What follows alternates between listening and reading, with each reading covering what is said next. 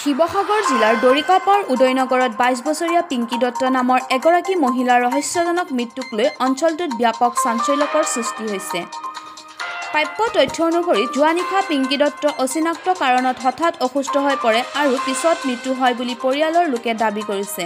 তথাপিও পৰিয়ালৰ লোকে জয়সাগৰ চিভিল হস্পিটাললৈ নিয়া বুলি জনাইছে যদিও হস্পিটালত কোনো তথ্য নথকাৰ বিষয়টো সন্দেহৰ সৃষ্টি কৰিছে।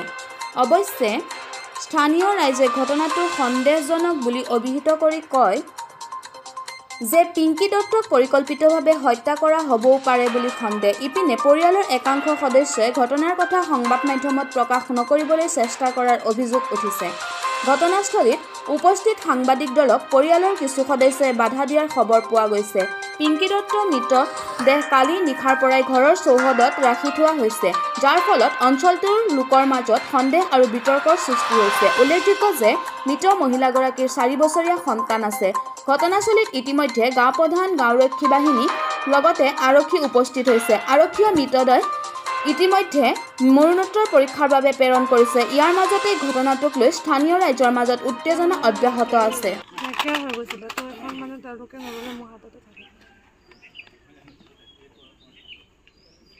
মানে তোমালোকে টিকেট কৰি যোৱাৰ পাছতে মানে হেৰি হৈছে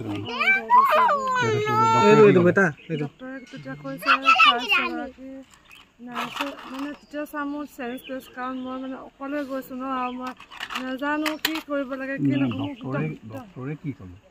হাৰ্ট এটেক বুলি ক'লে। তাৰপিছতে আৰু এজন ছাৰে চালে, তেতিয়া ক'লে আৰু নমোৰ বুলি নাই বুলি ক'লে। ইয়াৰ পৰা যাওঁতে 10:45 এনেকুৱা কিবা হ'ব। মই নাই চোৱা, সময় নাই চোৱা। ডক্টৰৰ নাম জানা? ছাৰ মই একোৱে নাজানো। মোৰ মানে বৌ হয় আৰু মোৰ লগত যাবলৈ কোনো নাছিলে। মই ইয়াত বহুত মানুহ মজুত আছিলে, কিন্তু মই কৈছিলোঁ মোৰ লগত ব'লা, কিন্তু মোৰ লগত যাবলৈ কোনো নোলায়। মই লৈ গ'লোঁ যেনে তেনে। মই ভাবিছোঁ বৌ বাচকগৈ, কিবা এটা হ'ব, তো ছাৰ নোৱাৰিলোঁ। কালি ঘৰত কোন কোন আছিলে? কালি ঘৰত খুৰী আছে আৰু দাই এজন আছিলে আৰু ল'ৰাটো আছিলে আৰু বৌ আছিলে। মোৰ ঘৰ সেয়া। মোৰ মাৰ গা ভাল নাই। মই বিয়া হোৱা হয়, বিবাহিতা হয়। মই অতিথিহে হয় আচলতে। মই মাৰ লগতে থাকোঁ। মা মোৰ হাৰ্টৰ পেচেণ্ট হয়। মই ডিব্ৰুগড়, গুৱাহাটী অনা নিয়া কৰি থাকোঁ। বৌ হৈছে নিজৰ মানে মোৰ মানে দাই ভাগৰ পুতেকৰ মানে ৱাইফ। 108 মাতিলোঁ। হয় ছাৰ, 108 মাতিলোঁ।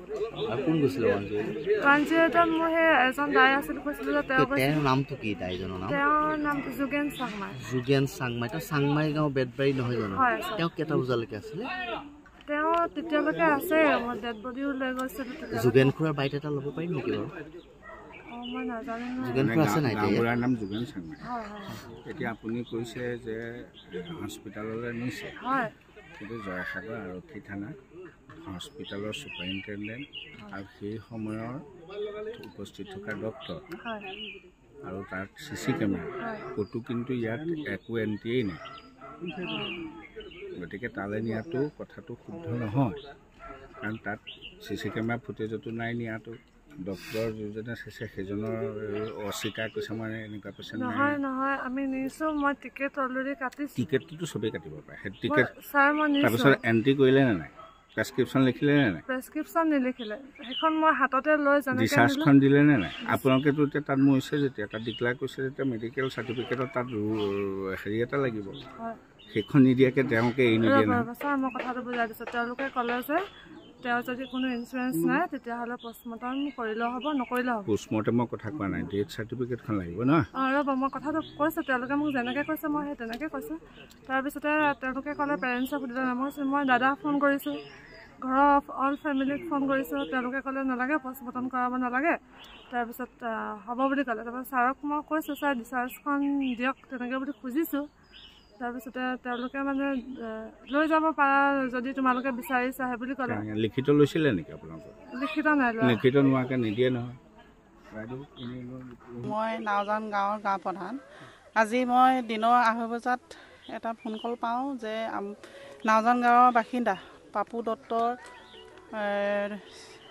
পত্নী পিংকী দত্তৰ বিয়োগ হৈছে বুলি মই খবৰ পাই আহি ইয়াত দেখোঁ। তেওঁ আৰু পৰিয়ালৰ পৰা জানিব পাৰোঁ যে তেওঁ যোৱাকালি 10:30 মান বজাতে তেওঁ বোলে বেহুচ হৈ যায় বুলি কৈছে আৰু হস্পিটেল নিয়ে, হ'লেও হস্পিটেল পোৱাৰ আগতে ঢুকাইছে বুলি তেওঁলোকৰ মুখেৰে মই গম পাইছোঁ।